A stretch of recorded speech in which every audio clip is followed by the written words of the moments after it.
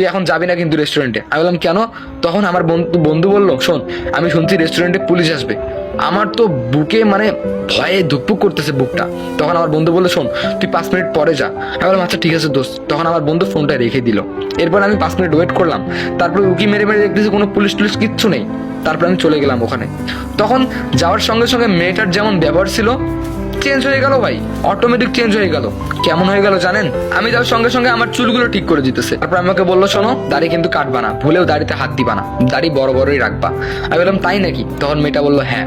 এরপরে একটা টিস্যু দিয়ে আমার মুখের এই জায়গাটা মুছে দিল, বললো যে খাবার লেগে আছে। তখন রেস্টুরেন্ট থেকে বেরোতে ধরলাম, তখন মেয়েটা বললো বিল দাও।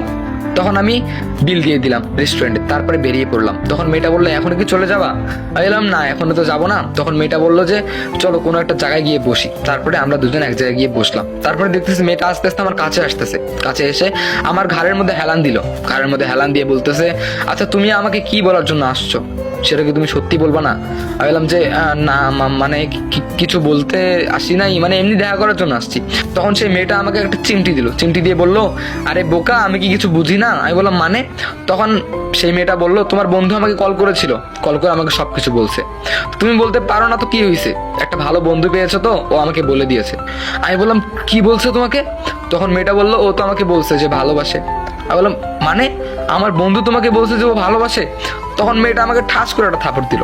আমি গালে হাত দিলাম, বললাম যে থাপড়াইলা কেন? তখন মেয়েটা বললো, আরে বোকা তুমি যে আমাকে ভালোবাসো এই কথাটাও বলছে। আমি বললাম যে ও তখন আমি লজ্জা পাচ্ছিলাম। তখন মেয়েটা বললো যে হয়েছে, আর লজ্জা পাওয়া লাগবে না। তারপরে আশেপাশে মানুষ দেখলো কেউ নাই। তখন সেই মেয়েটা আমার কপালে একটা কিস করলো। কিস করে